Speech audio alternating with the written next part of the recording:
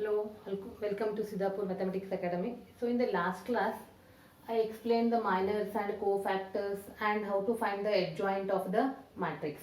Now in the today's class, I will explain some theorems related with that adjoint, minors and cofactors. So here the theorem 1, if A be any given square matrix of order n, then this is the result, that is A into adjoint A is equal to adjoint A is equal to determinant of A into I, where I is the identity matrix of order n. And now I am giving you the verification for this theorem. See here, first you know how to write the adjoint of the matrix. Suppose the matrix A is given like this: A11, A12, A13, A21, A22, A23, A31, A32, A33. And adjoint of A. What is the adjoint of A? It is the transpose of the cofactor matrix. So how you write then? Cofactor is denoted by capital. It is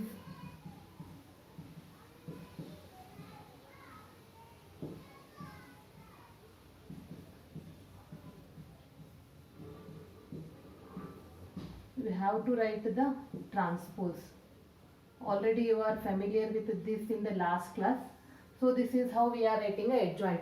So then consider A into adjoint A.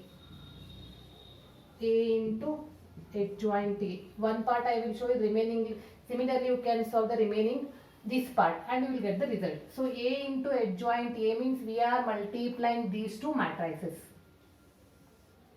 First row with first column, that is A11 capital A11 plus A12 capital A12, A13 capital A13. First row with first column.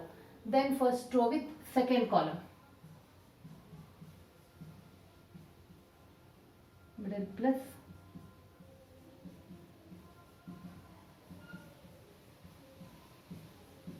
then first row with third column.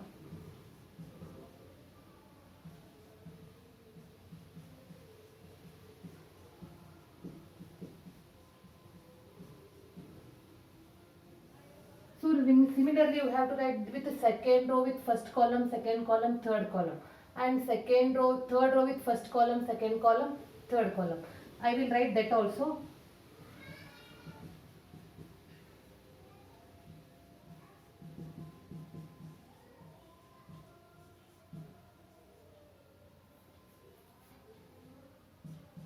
Then second row with the second column.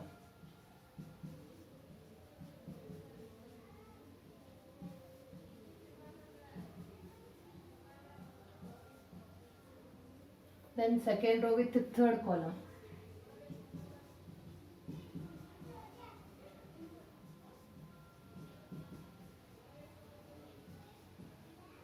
Then third row with the first column.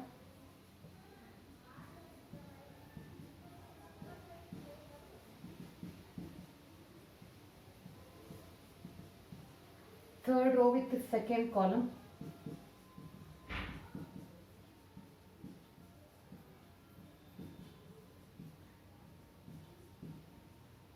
Then third row with the third column.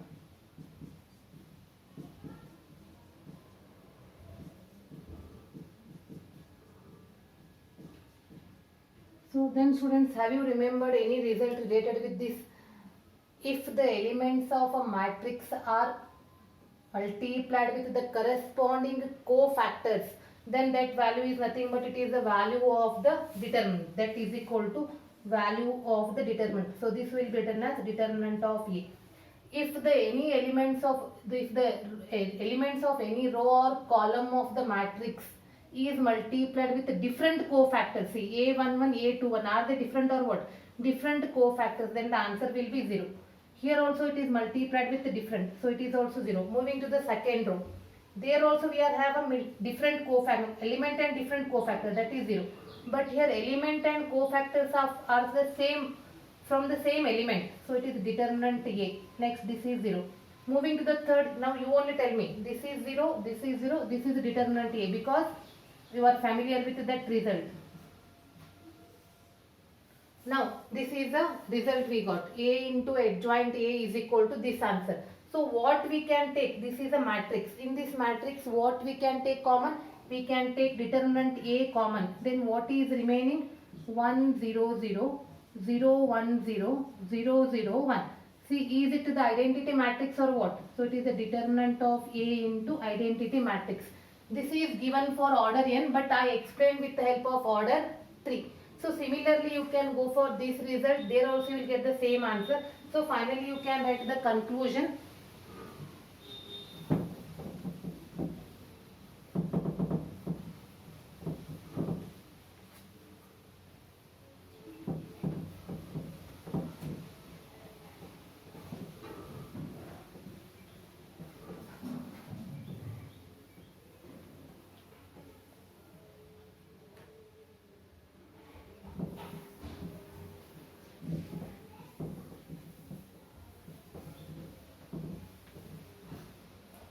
So finally you can write the conclusion. A into adjoint A. Wait, 1 minute. A into adjoint A is equal to adjoint A into A is equal to determinant of A into I. Remember students, it is very important result. Now I am moving to the next definition. Before going to the definition, I will explain the concept. So in the matrix, if its determinant is 0, then it is called a singular matrix. For example, so if you take the determinant of this is a symbol for determinant, and you know how to expand this. See, this answer is 0 or what? If a matrix, in a matrix, if its determinant is 0, then it is called a singular. If it is not 0, it is a non-singular. So moving to the definition. A square matrix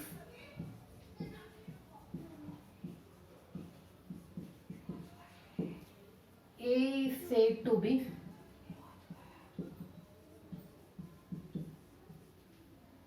singular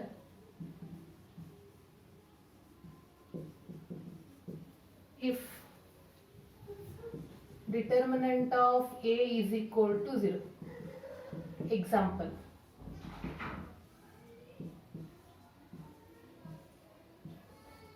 Find its determinant.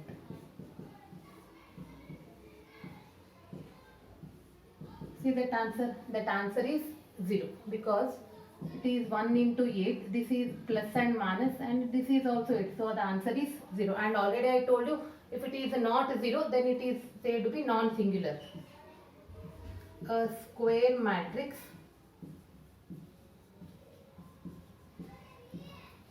A is said to be non-singular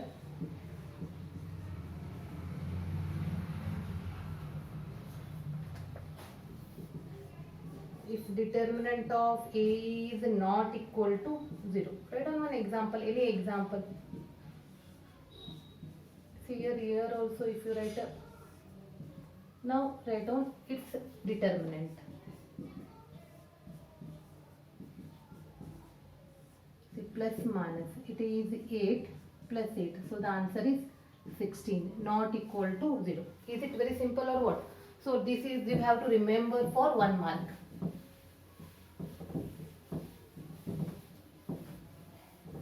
Moving to the next, we have only remember that theorem. Proof is not there in the syllabus. So it is not for PUC, only statement you have to remember.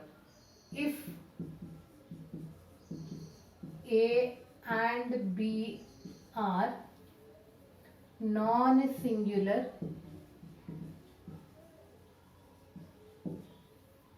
matrices of the same order,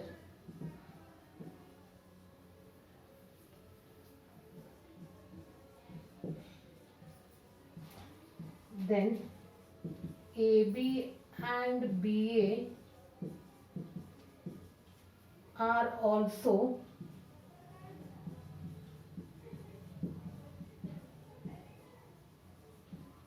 non-singular matrices of the same order.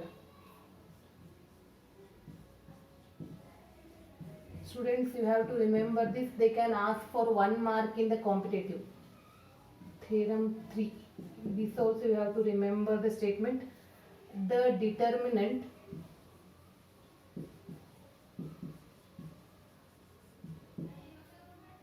of the product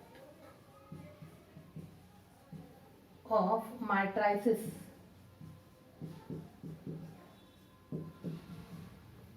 is equal to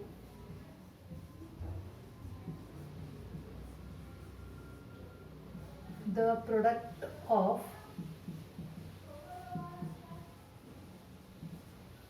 their respective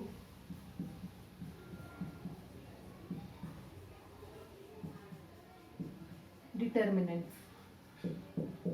See, if I write this one, it is little bit difficult to understand. If I write like this, that is product of the determinant of the product of the matrices. The determinant of the product of the matrices is equal to product of their respective determinant. So this is the statement where A and B are square matrices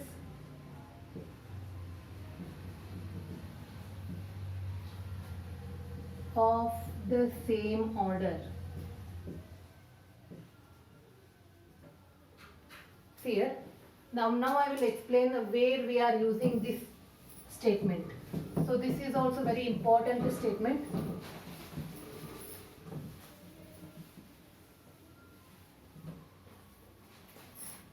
Example. See, A is 1, 2, 3, 4 and B is -1, 5, 6, 8.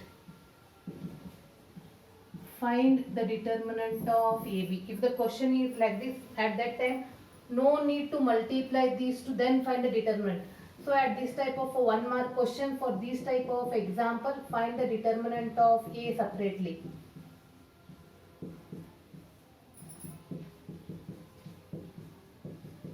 And determinant B separately.